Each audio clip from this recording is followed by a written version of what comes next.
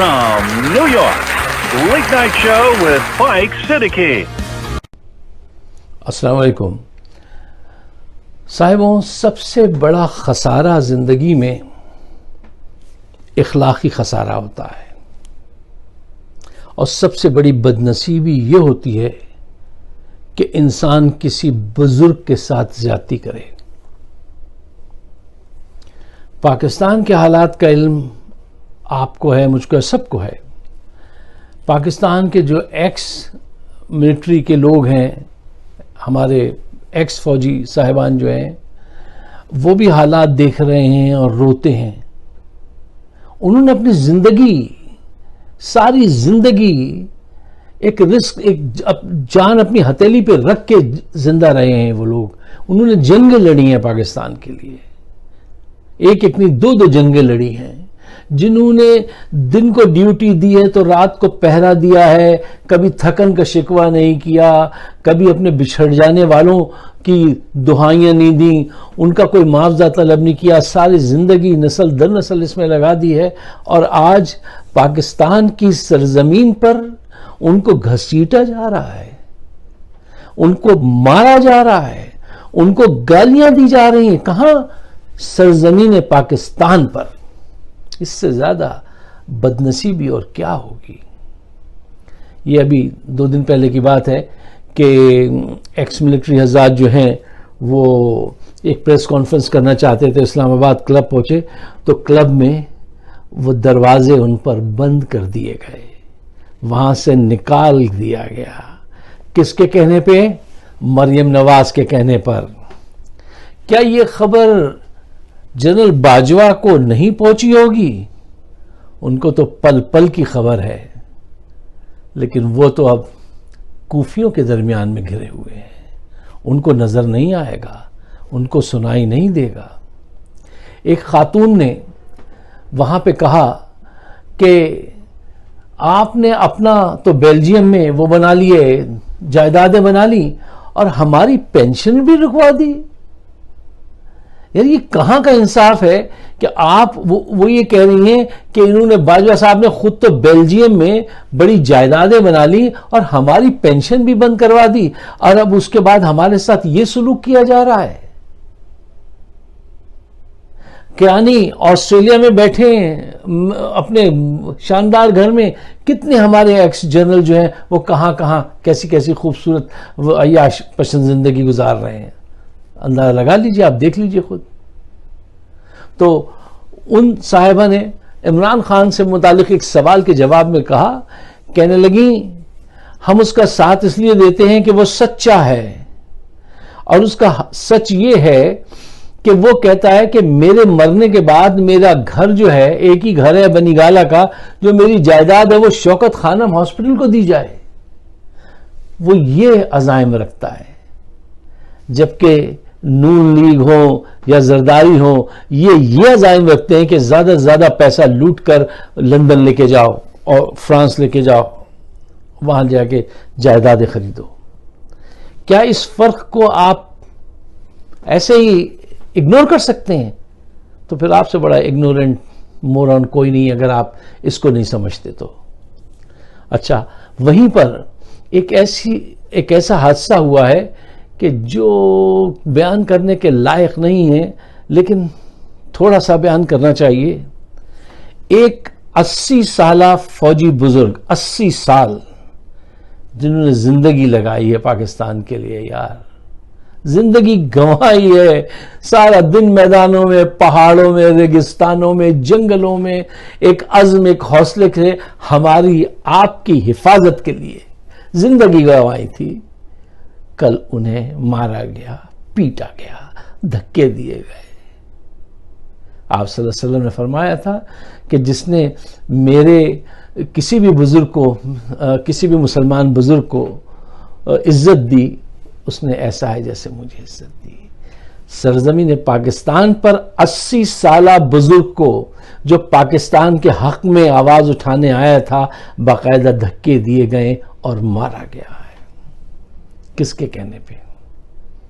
آپ سب جانتے ہیں، نہ زمین پھٹی نہ آسمان ٹوٹا، یہ ہو رہا ہے پاکستان میں۔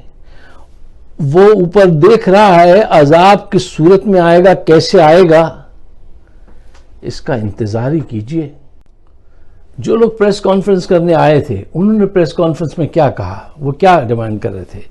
وہ یہ کہہ رہے تھے جب ہماری باجوہ صاحب سے ملاقات ہوئی تھی پہلے تو انہوں نے کہا تھا کہ 90 دن میں الیکشن کرا دیں گے، تو یہ وعدہ کیا ہوا؟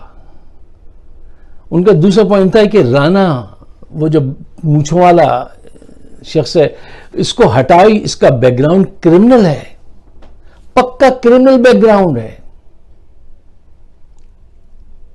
پاکستان پہ آج ملزمان اور مجرمان کی حکومت ہے، اور جنہوں نے اپنے لہو سے سینچا وطن کو، ان کے لیے ٹھڈے اور گالیاں ہیں۔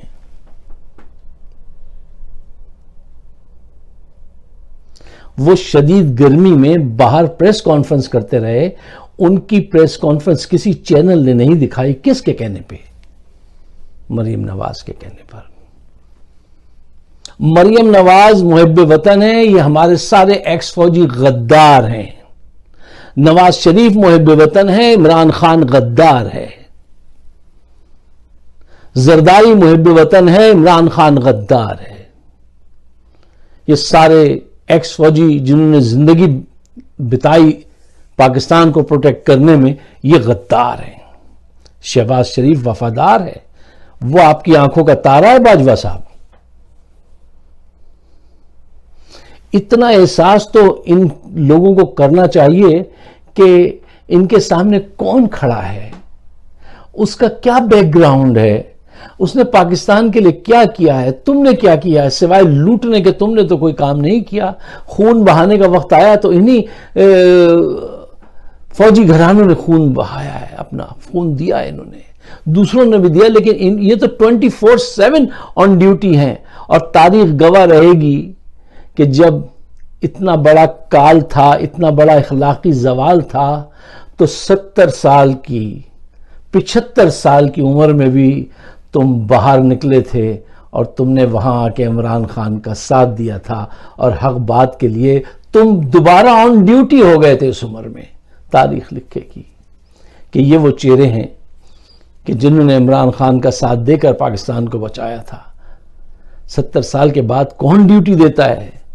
یہ وہ لوگ ہیں، یہ اب اپنی جان دینے کے لیے ڈیوٹی پہ آئے ہیں کہ اب جو یہ دن بچے ہیں یہ بھی تم لے لو اس ملک کی خاطر، لیکن اس کو اس طرح برباد مت کرو۔